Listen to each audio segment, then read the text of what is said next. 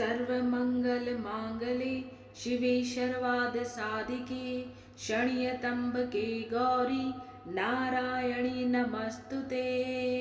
माता रानी का आशीर्वाद सब पे बना रहे। आइए, नवरात्रि के चौथे दिन की सभी को हार्दिक बधाई हो।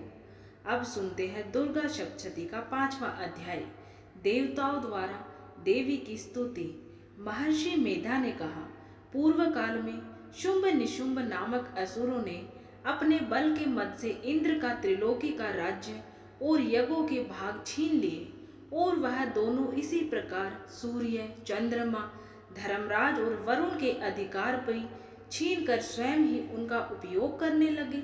वायु और अग्नि का कार्य भी वही करने लगे, और इसके पश्चात उन्होंने जिन देवताओं का राज्य छीना था उनको अपने अपने स्थान से निकाल दिया। इस तरह से अधिकार छीने हुए दैत्यों तथा दैत्यों द्वारा निकाले हुए देवता अपराजिता देवी का स्मरण करने लगे कि देवी ने हमको वर दिया था कि मैं तुम्हारे संपूर्ण विपत्तियों को नष्ट करके रक्षा करूंगी। ऐसा विचार कर सब देवता हिमालय पे गए और भगवती विष्णु माया की स्तुति करने लगे। देवताओं ने कहा, देवी को नमस्कार है, शिव को नमस्कार है, प्रकृति और भद्रा को नमस्कार है। हम लोग रुद्र, नित्या और गौरी को नमस्कार करते हैं। ज्योत्सनामयी, चंद्र रूपिणी व सुख रूपा देवी को निरंतर नमस्कार है। शरणागतों का कल्याण करने वाली वृद्धि और सिद्धि रूपा देवी को हम बार बार नमस्कार करते हैं। और नैऋति राजाओं की लक्ष्मी तथा सर्वाणी को नमस्कार है। दुर्गा को, दुर्गा स्थलों को पार करने वाली दुर्गपारा को, सारा सर्वकारिणी ख्याति कृष्ण और धूम्र देवी को सदैव नमस्कार है। अत्यंत सौम्य तथा अत्यंत रौद्र रूपा को हम नमस्कार करते हैं, उन्हें हमारा बारंबार प्रणाम है। जगत की आधारभूता कृति देवी को बार बार नमस्कार करते हैं। जिस देवी को प्राणी मात्र विष्णु माया कहते हैं उसको नमस्कार है, उसको नमस्कार है, उसको नमस्कार है। जो देवी संपूर्ण प्राणियों में चेतना कहलाती है उसको नमस्कार है, उसको नमस्कार है, उसको नमस्कार है। जो देवी संपूर्ण प्राणियों में बुद्धि रूप से स्थित है उसको नमस्कार है, उसको नमस्कार है, उसको नमस्कार है। जो देवी सब प्राणियों में निद्रा रूप से विराजमान है उसको नमस्कार है, उसको नमस्कार है, उसको नमस्कार है। जो देवी संपूर्ण प्राणियों में क्षुधा रूप में विराजमान है उसको नमस्कार है, उसको नमस्कार है, उसको नमस्कार है। जो देवी संपूर्ण प्राणियों में छाया रूप से स्थित है उसको नमस्कार है, उसको नमस्कार है, उसको नमस्कार है।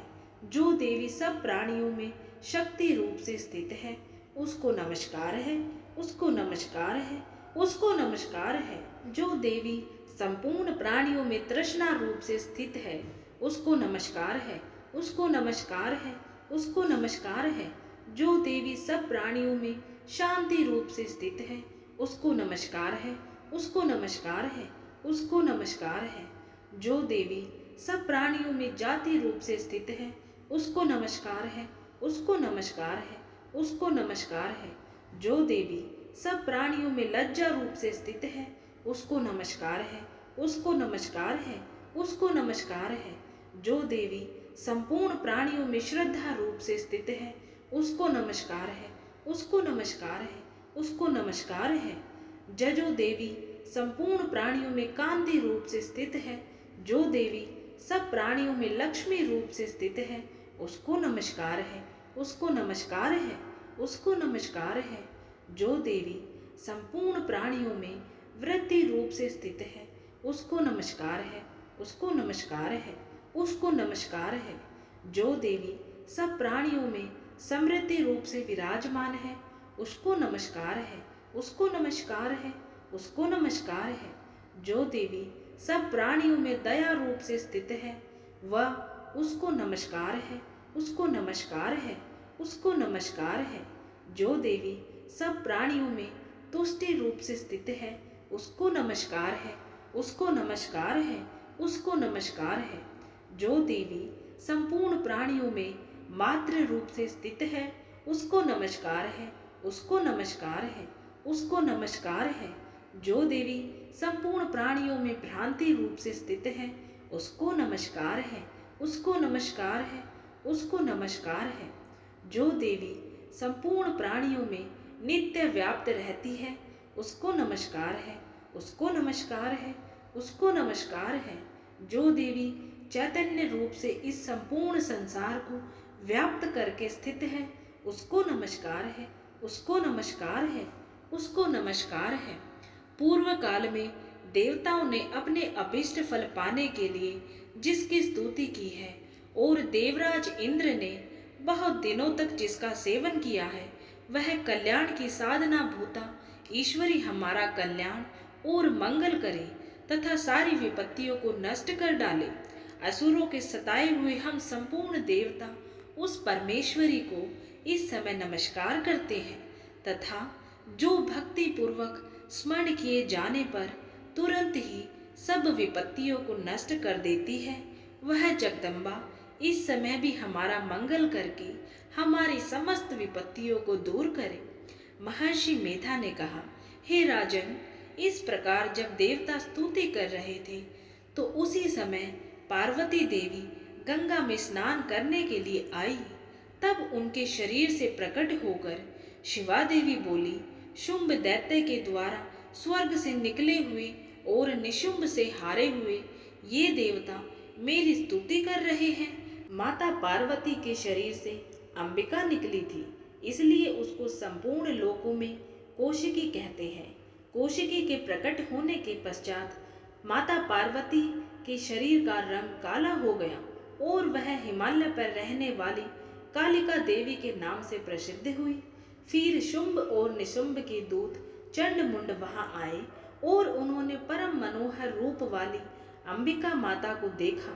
फिर वह शुंभ के पास जाकर बोले, महाराज, एक अत्यंत सुंदर स्त्री हिमालय को प्रकाशित कर रही है। वैसा रंग रूप आज तक हमने किसी स्त्री में नहीं देखा है। हे असुरेश्वर, आप यह पता लगाए कि वो कौन है और उसको ग्रहण कर ले। वह स्त्री स्त्रियों में रतन है। वह अपनी कांति से 10 दिशाओं को प्रकाशित करती हुई वहां स्थित है, इसलिए आपका उसको देखना उचित है। हे प्रभु, तीनों लोकों के हाथी, घोड़े और मणि इत्यादि जितने रत्न हैं, वह सब इस समय आपके घर में शोभायमान है। हाथियों में रतन रूप ऐरावत हाथी और उच्चेश्रवा नामक घोड़ा जो आप इंद्र से ले आए हैं, हंसों द्वारा जुता हुआ विमान जो कि ब्रह्मा जी के पास था, अब भी आपके पास है, और यह महापद्म नामक खजाना आपने कुबेर से छीना है। समुद्र ने आपको सदा खिले हुए फूलों की किंजल किली नामक माला दी है। वरुण का कंचन की वर्षा करने वाला छत्र आपके पास है। रथों में श्रेष्ठ प्रजापति का रथ भी आपके पास ही है। हे दैतेंद्र, मृत्यु से उत्क्रांतिका नामक शक्ति भी आपने छीन ली है और वरुण का पाश भी आपके भ्राता निशुंभ के अधिकार में है, और जो अग्नि में ना जल सके ऐसे 2 वस्त्र भी अग्निदेव ने आपको दिए हैं। हे दैत्यराज, इस प्रकार सारी रतन रूपी वस्तुएं आप संग्रह कर चुके हैं, तो फिर आप यह कल्याणकारी स्त्रियों में रतन रूप अनुपम स्त्री आप क्यों नहीं ग्रहण करते? महर्षि मेधा बोले, चंडमुंड का यह वचन सुनकर शुंभ ने विचारा कि सुग्रीव को अपना दूत बनाकर देवी के पास भेजा जाए। प्रथम उसको सब कुछ समझा दिया और कहा कि वहां जाकर तुम उसको अच्छी तरह से समझाना और ऐसा उपाय करना जिससे वह प्रसन्न होकर तुरंत मेरे पास चली आए। भली प्रकार समझाकर कहना। दूत सुग्रीव पर्वत के उस रमणीय भाग में पहुंचा जहां देवी रहती थी। दूत ने कहा, हे देवी, दैत्यों का राजा शुंभ जो इस समय तीनों लोकों का स्वामी है, मैं उसका दूत हूँ और यहाँ तुम्हारे पास आया हूँ। संपूर्ण देवता उसकी आज्ञा एक स्वर से मानते हैं। अब जो कुछ उसने कहला भेजा है वह सुनो। उसने कहा है, इस समय संपूर्ण त्रिलोकी मेरे वश में है और संपूर्ण यज्ञों के भाग को पृथक पृथक मैं ही लेता हूँ, और तीनों लोकों में जितने श्रेष्ठ रत्न हैं वह सब मेरे पास है। देवराज इंद्र का वाहन ऐरावत मेरे पास है, जो मैंने छीन लिया है। उच्चेश्रवा नामक घोड़ा जो क्षीर सागर मंथन करने से प्रकट हुआ था, उसे देवताओं ने मुझे समर्पित किया है। हे सुंदरी, इनके अतिरिक्त और भी जो रत्न आभूषण पदार्थ देवताओं के पास थे वह सब मेरे पास है। हे देवी, मैं तुम्हें संसार की स्त्रियों में रत्न मानता हूँ, क्योंकि रत्नों का उपभोग करने वाला मैं ही हूँ। हे चंचल कटाव वाली सुंदरी, अब यह मैं तुझ पर छोड़ता हूँ कि तू मेरे या मेरे भाई महापराक्रमी निशुंभ की सेवा में आ जाए। यदि तू मुझे वरेगी तो तुझे अतुल महान ऐश्वर्य की प्राप्ति होगी। अतः तुम अपनी बुद्धि से यह विचार कर मेरे पास चली आओ। महर्षि मेधा ने कहा। दूत के ऐसा कहने पर संपूर्ण जगत का कल्याण करने वाली भगवती दुर्गा मन ही मन मुस्कुराई और इस प्रकार कहने लगी। देवी ने कहा, हे दूत, तू जो कुछ कह रहा है वह सत्य है और इसमें किंचित मात्र भी झूठ नहीं है। शुंभ इस समय तीनों लोकों का स्वामी है और निशुंभ भी उसी की तरह पराक्रमी है, किंतु इसके संबंध में मैं जो प्रतिज्ञा कर चुकी हूँ उसे मैं कैसे झुठला सकती हूँ। अतः तू मैंने जो प्रतिज्ञा की है उसे सुन। जो मुझे युद्ध में जीत लेगा और मेरे अभिमान को खंडित करेगा तथा बल में मेरे समान होगा, वही मेरा स्वामी होगा। इसलिए शुंभ अथवा निशुंभ यहाँ आए और युद्ध में जीतकर मुझसे विवाह कर ले। इसमें भला देर की क्या आवश्यकता है। दूत ने कहा, हे देवी, तुम अभिमान में भरी हुई हो, मेरे सामने तुम ऐसी बात ना करो। इस त्रिलोकी में मुझसे तो ऐसा कोई दिखाई नहीं देता जो कि शुंभ और निशुंभ के सामने ठहर सके। हे देवी, जब अन्य देवताओं में से कोई शुंभ व निशुंभ के समान युद्ध में ठहर नहीं सकता, तो तुम जैसी स्त्री उनके सामने रणभूमि में ठहर सकेगी। जिन शुंभ आदि असुरों के सामने इंद्र आदि देवता नहीं ठहर सके, तो फिर तुम अकेली स्त्री उनके सामने कैसे ठहर सकोगी। अतः तुम मेरा कहना मानकर उनके पास चली जाओ, नहीं तो जब वह तुम्हें केश पकड़कर घसीटते हुए ले जाएंगे तो तुम्हारा गौरव नष्ट हो जाएगा। इसलिए मेरी बात मान लो। देवी ने कहा, जो कुछ तुमने कहा ठीक है। शुंभ और निशुंभ बड़े बलवान हैं, लेकिन मैं क्या कर सकती हूँ, क्योंकि मैं बिना विचारे प्रतिज्ञा कर चुकी हूँ। इसलिए तुम जाओ और मैंने जो कुछ भी कहा है वह सब आदरपूर्वक असुरेंद्र से कह दो। इसके पश्चात जो वह उचित समझे करे। इस प्रकार से दुर्गा सप्तशती का 5वां अध्याय संपूर्ण हुआ। बोलिए माता रानी की जय। जो माता रानी के सच्चे भक्त हैं वो कमेंट बॉक्स में जय माता दी जरूर लिखें। अब बोलिए जयकारा शेरा वाली का। बोलिए साचे दरबार की जय। मैं मेरी सचिया जोता वाली माता तेरी सदा ही जय हो। बोले साचे दरबार की जय।